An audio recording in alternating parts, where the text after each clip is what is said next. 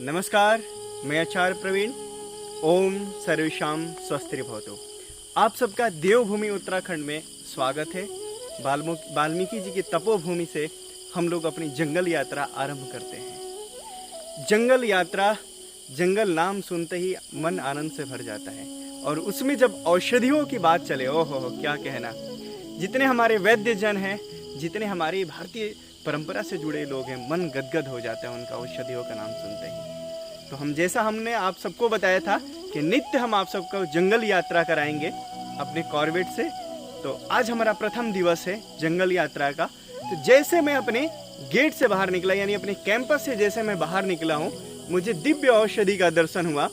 और आप सबसे एक निवेदन मैं करूँ, बहुत सारी औषधियों का मैं दर्शन कराऊंगा, लेकिन गहराई डीप में जाके नहीं, क्योंकि यहाँ पे सरकारों की भी थोड़ी सी चीज़ें हैं, तो उनको भी नियम को हमें पालन करना होता है। और है भी अच्छा, क्योंकि औषधियों को जितना सजो के रखे, नहीं तो लोग तो नाम सुनते ही फटाफट उखाड़ के लेके जाना चाहते हैं। जिसको जो चीज़ पसंद आता है अपने पास रखना चाहता है, उसका संवर्धन नहीं चाहता। इसलिए बहुत सारी जो दुर्लभ औषधियाँ, उनसे तो नहीं मैं आपको परिचित कराऊंगा, लेकिन हाँ, इतनी औषधियों से परिचित कराऊंगा आपको जो आपके पास है, आस पास है, और उससे अपने आप को स्वस्थ रख सकते हैं। तो आज हमारा जो प्रादुर्भाव हो रहा है जिस महा औषधि का, वो है हमारी छोटी दूधी। छोटी दूधी, जिसको अलग अलग भाषाओं में अलग नाम बोलते हैं, आम भाषा इसकी छोटी दूधी है। तो मैं आपको दिखाऊंगा भी, आपको उससे परिचय भी कराऊंगा। तो धन्वंतरी भगवान का आज हम प्रणाम करते हैं, और आज उस दिव्य औषधि को दर्शन करके फिर मैं आपको यात्रा कराऊंगा। तो आप हमारे साथ बने रहिएगा। तो आइए हम आपको दिखाते हैं इस दिव्य औषधि का कि इसका क्या प्रभाव है और कैसे ये कार्य करती है।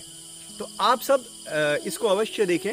पहले हम आरंभ करते हैं छोटी दूधी से, है ना। मैं आपको चित्र भी इसमें जाएगा, वैसे पूरी समीप से कितनी आपको दिख पा रहा है, मैं आप चित्र भी इस पे डालूंगा आपको।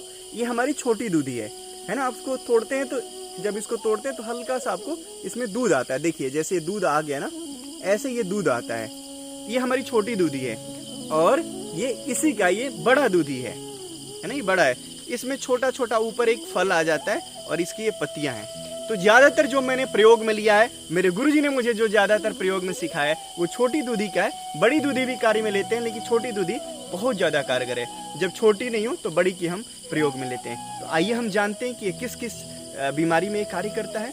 तो छोटा सा एक परिचय देते हुए हम आगे बढ़ेंगे, इसका ज्यादा विस्तार में हम नहीं जाएंगे। तो आइए हम बताते हैं, जिसको पेचिस हो, IBS, इरिटेबल बाउल सिंड्रोम के जिसको परेशानी होती है, जिसको संग्रहणी की समस्या है, जिसको आंव आता है, यानी पोटी में बार बार वो चिकनाहटपन, कुछ तेलीय चीज आती है, बार बार एक ऐंठन से एक क्रैम्प्स आता रहता है उसको, और बार बार पोटी जाने को होता है। जैसे खाना खाया तुरंत जाना है, कुछ खुशी की बात सुनी तो जाना है, कुछ हंसी की बात सुनी तो जाना है, कुछ गम हुआ तो जाना है, पोटी ही जानी होती है उसको। तो उस संग्रहणी में, उस पेचिस में ये बहुत ही असरदार है। तो आप इसकी जो ये पत्तियां हैं, ये जो छोटी दूधी की पत्तियां हैं, आप इसको पत्तियों को भी चबा चबा के खा सकते हैं, इसका जूस बना के खा सकते हैं। ज्यादातर गुरुजी जो हमारे प्रयोग कराते थे, इस पत्तियों को देते थे खाने के लिए संग्रहणी में। आप इसके पत्तियों को भी खा सकते हैं। और अगर ताजी नहीं मिलती है तो आप इसको सुखा के, पूरी पंचांग है जड़ के साथ, इसको बढ़िया से छाये में सुखा दीजिए।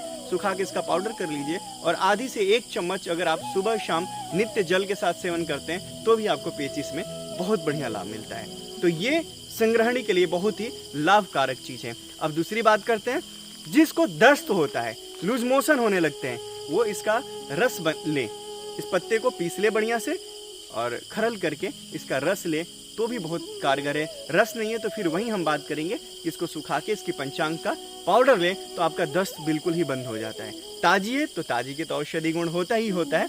और जिसको पेटों में कीड़े हो जाते हैं, बच्चों को अधिकतर होता रहता है, दांत से दांत कटकटाने लगते हैं वो, है ना, और भूख नहीं लगती है, बड़ा चिड़चिड़ापन आ जाती है।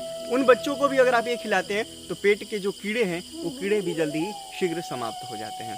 तो इस तरीके से कार्य है। और अब मुख्य जो भूमिका इसका है, उस पर हम आते हैं कि ये कैसे काम करता है। थोड़ा मैं भी इसके साथ साथ इसको सेवन करते रहूं और आप लोगों को बताते रहूं। इसका जो मुख्य भूमिका है वो ये है कि शरीर में ताकत बहुत देता है, शक्ति प्रदान करता है, ये बहुत बलशाली बनाता है। जिसको पौरुष शक्ति क्षीण हो गई हो, कामुकता की जितनी शक्ति क्षीण हो गई हो, तो उन भाइयों बहनों के लिए बहुत ही कारगर है। आप इसको क्या करना है, इसका पाउडर कर लीजिए, संभाग मिश्री मिला लीजिए। जैसे इसका 50 ग्राम अगर पाउडर है तो 50 ग्राम ही मिश्री मिला के सुबह शाम अगर नित्य सेवन करते हैं तो शरीर में एक अलग ही स्फूर्ति आती है, एक अलग ही ताकत आता है। और भी बताऊं, और भी बताता हूं आपको इसका और क्या कार्य है। ये जिन माताओं को जैसे बच्चे को जन्म देने के बाद दुग्ध नहीं बनता है, तो उन माताओं के लिए अगर इसकी मात्रा, वो मात्रा मैं आपको नहीं बताऊंगा क्योंकि ये वैद्य के ही संरक्षण में होना चाहिए, गुरुजी स्वयं कराते थे।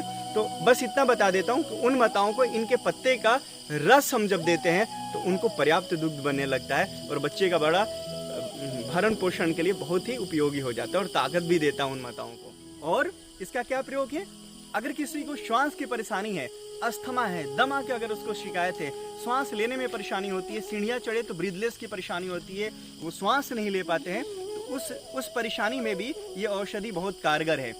तो करना क्या है, इसके पत्ते का रस सुबह और शाम अगर आप सेवन करते हैं तो बहुत बढ़िया कारगर है। शहद मिला लीजिए तो वाह वाह क्या कहना है, बड़े गुणकारी और हो जाती है शहद, क्योंकि शहद आपको पता है कि श्वास की जितनी परेशानियां होती है उसमें बहुत बढ़िया काम करता है, कफ जन्य बीमारियों में। तो आप इसके पत्तों का रस सुबह शाम नित्य लीजिए तो ये श्वास की परेशानी में ठीक करता है। अब आते हैं मेरी बात मेरे माताओं और बहनों के लिए, क्योंकि पुरुष भाइयों के लिए मैंने बता के जगह जगह के थक गया, जल्दी जागते नहीं है। मेरे साथ मेरी मातृशक्ति है, मेरी माताओं बहनों का बहुत साथ है। आप सबको हृदय से प्रणाम करता हूँ। आप सब इसको लिख लीजिए और ज्यादा से ज्यादा विस्तार करिएगा इस दिव्य औषधि का संवर्धन का, क्योंकि देखिए इसमें बीज भी आता है। अगर बीज को आप अगर बाहर छींट देना तो ये बढ़ जाती है, बरसात में वैसी हो जाते हैं, गाँव में बहुत मिल जाते हैं रास्ते वास्ते में। तो आपको क्या करना है माताओं बहनों, आपको श्वेत प्रदर या रक्त प्रदर की अगर समस्या है तो श्वेत प्रदर में क्या करना है, ये देखिए इसका जड़ है ना, ये देखिए ये इसका जड़ है। आपको क्या करना है, जड़ को बढ़िया से पानी से धो लीजिए।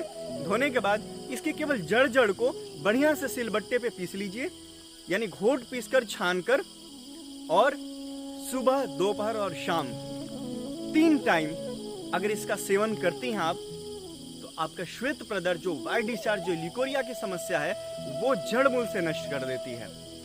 और रक्त प्रदर यानी ब्लीडिंग की जिसको समस्या है, जिसको पीरियड्स में काफी ज्यादा हाई ब्लीडिंग होती है, उस ब्लीडिंग के केस में भी आप अगर इसके पत्ते का रस निकाल के और लगभग 1 से 2 चुटकी, अगर इसमें 1 चुटकी के करीब अगर आप फिटकिरी डालती हैं इसके अंदर और उसका सेवन करती हैं तो आपका जो रक्त प्रदर है वो शीघ्र बंद हो जाता है।